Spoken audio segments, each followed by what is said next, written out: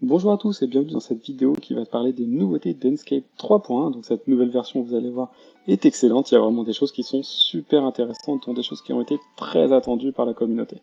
Alors la première nouveauté qu'on va traiter forcément dans cette version, je pense que c'est une des nouveautés majeures pour cette version d'Enscape 3.1, c'est l'arrivée enfin de la bibliothèque de matériaux.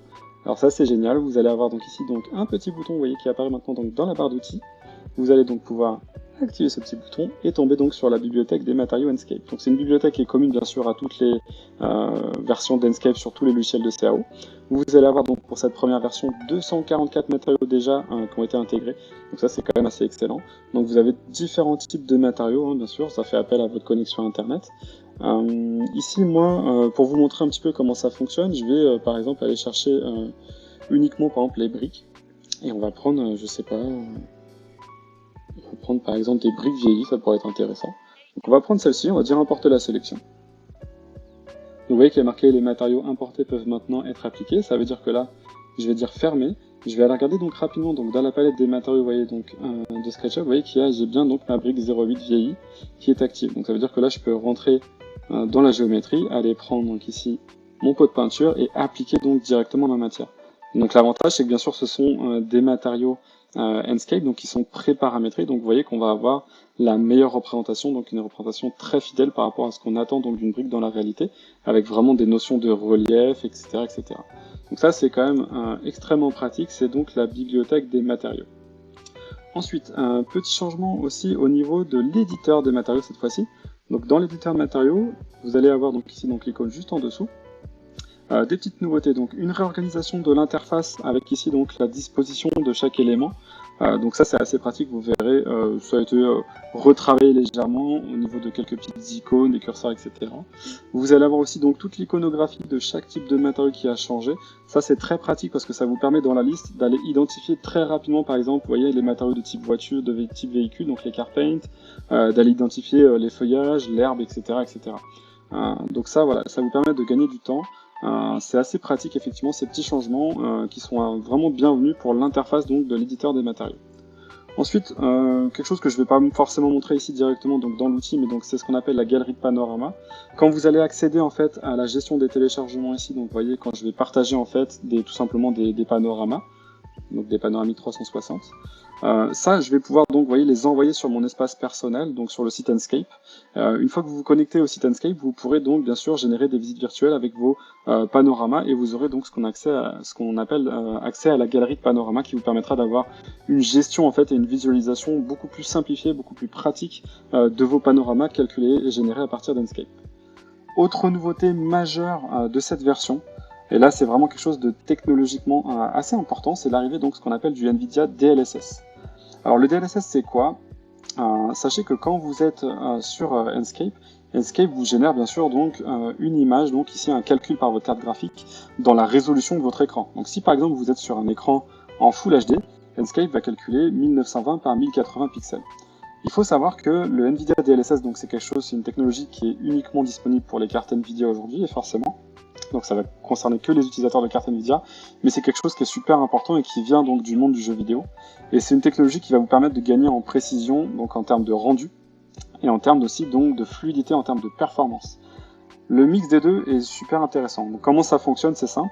Quand vous êtes sur un écran Full HD, Enscape, plutôt que de vous calculer en fait une image en Full HD, donc en 1920 par 1080, va faire calculer par la carte une image dans une résolution inférieure. Donc la plupart du temps, on prend la résolution juste en dessous, mais sur les jeux vidéo, on peut même descendre plus bas. Là, par exemple, il va me calculer une image en 720p plutôt qu'en 1080p. Donc il va calculer 4 fois moins de pixels, d'accord? Donc c'est comme si il me calculait en fait un quart de l'écran en gros. Donc d'ailleurs, le 720p, c'est pas un quart. Mais si je prends l'exemple du 4K par rapport au Full HD, si j'avais un écran 4K, il me calculerait en fait une image donc tout simplement donc de un quart seulement de la résolution totale de mon écran, donc il calculerait un Full HD, et ensuite il va tout simplement, la carte graphique va vous l'afficher en 4K, donc il va tout simplement agrandir l'image calculée en petit format pour l'agrandir sur le plein format de l'écran, ce qui pourrait en fait, on pourrait penser générer du flou, mais pas du tout, parce qu'en fait dans DLSS il y a DL qui correspond à Deep Learning. Le Deep Learning, c'est tout simplement en gros l'intelligence artificielle d'NVIDIA et donc de votre carte graphique, qui fait que, en tirant parti de cette intelligence artificielle-là, on va pouvoir en fait reconstituer une image 4K à partir d'une résolution inférieure. Donc par exemple, voilà, je suis en Full HD, je vais calculer une résolution inférieure et ça va me permettre donc de l'étirer sur mon Full HD. Je vais pas avoir de flou, je vais avoir une netteté même qui souvent sera bien meilleure que le résultat en fait initial. C'est ça qui est assez intéressant avec le deep learning. Et surtout, je vais avoir des performances avec cette version 3.1 qui sont vraiment exceptionnelles. Ça veut dire qu'en gros, je ne vois pas qu'il est en train de calculer une résolution inférieure parce que j'ai vraiment une netteté qui est vraiment très appréciable à l'écran. Et pourtant, en fait, j'ai un gain de performance qui est juste énormissime. Donc ça, vraiment pour les gros projets sur Enscape, ou même pour les petits projets, vous allez sentir une énorme différence. On peut estimer entre 40 et 60% de gain de performance sur des écrans en Full HD, donc en 1920 par 1080. Ça peut monter vraiment plus vers les 60% de performance quand vous allez être sur du 4K, parce que c'est des écrans qui demandent effectivement des calculs de beaucoup de pixels, et du coup, en fait, en calculant des résolutions inférieures, on va avoir un gain de performance qui va être énormissime. Alors si vous êtes sur un écran 8K, le gain de performance sera encore bien supérieur à ça. Donc là, le DLSS, c'est vraiment une nouveauté qui est juste géniale. Vous allez la retrouver en fait ici dans les préférences, donc dans les paramètres généraux d'Enscape. Vous voyez qu'ici donc la partie rendue a un peu changé. Donc vous pouvez activer le DLSS ou non si vous le souhaitez. Mais vraiment c'est quelque chose que je vous conseille si vous avez une carte Nvidia parce que c'est vraiment juste génial. On a aussi maintenant un débruiteur qui est intégré, qui vient du deep learning de l'intelligence artificielle d'Nvidia, qui va vous permettre de débruiter l'image, notamment quand vous êtes plutôt de nuit, avec beaucoup de lumière artificielle, notamment des néons, des surfaces émissives, etc. Donc ça c'est très pratique, l'outil de suppression de bruit Nvidia. Autre nouveauté aussi qui est liée aux cartes, c'est maintenant l'ajout aussi de ce qu'on appelle les ombres du soleil en mode ray traced. Donc ça veut dire qu'en gros, votre carte graphique va calculer des ombres beaucoup plus réalistes, beaucoup plus proches en fait de ce qu'on attend en réalité d'ombres en fait portées. Donc là, par exemple, mes ombres portées sont, vous voyez, simulées avec ce qu'on appelle des shadow maps. Donc ça veut dire qu'en gros, c'est une texture d'ombre qui est calculée par Enscape, qui est projetée comme ça donc sur la 3D. Et vous voyez ce qui fait que, par exemple, là, au niveau de la plante, les feuilles, elles, en fait, entre guillemets, sont pas assez bien détaillées. Si je relâche, quand je suis en mode figé, hop, automatiquement, c'est donc les ombres ray trace qui vont prendre donc la place. Donc ça veut dire que ma carte va utiliser donc ce qu'on appelle la technologie de ray tracing pour calculer ces ombres-là. Et c'est ce qui va me permettre, en fait, d'avoir, vous voyez, par exemple, pareil, ici, au niveau du garde-corps sur le sol, la projection des barreaux va être beaucoup plus réaliste que quand je suis en mouvement. Donc ça va être quelque chose qui va concerner les panoramas sur cette version 3.1 et les images fixes.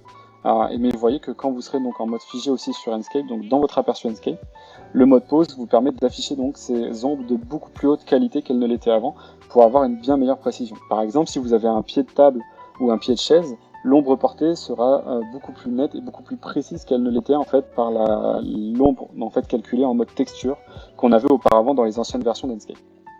Dernière nouveauté et non des moindres aussi, pour les utilisateurs de Revit, vous avez accès donc maintenant dans la partie Enscape, donc vous voyez toujours ici, à l'éditeur de matériaux. Et voilà, ça c'est quelque chose qui a été aussi fortement demandé, donc c'est quelque chose qui va augmenter très nettement, on va pas se le cacher, la productivité des utilisateurs d'Enscape dans Revit. Donc vous avez accès à exactement en fait la même interface que dans SketchUp. Donc vous avez l'éditeur de matériaux complet, d'accord. Donc vous voyez qu'on a pareil la gestion des petites iconographies pour déterminer si c'est de l'herbe, etc., des matières émissives, etc. Donc tout ça reste et vous avez bien sûr donc la possibilité de régler votre matériau de A à Z depuis donc cet éditeur de matériaux pour vous permettre de gagner du temps en fait sur la gestion en fait des matériaux dans Revit. Voilà, donc ça c'est aussi une très très grosse nouveauté qui était fortement attendue par les utilisateurs de Revit et elle est donc maintenant disponible dans cette version 3.1. Voilà, je vous remercie d'avoir assisté à cette vidéo et je vous dis rendez-vous bientôt pour de nouvelles vidéos Enscape. À bientôt!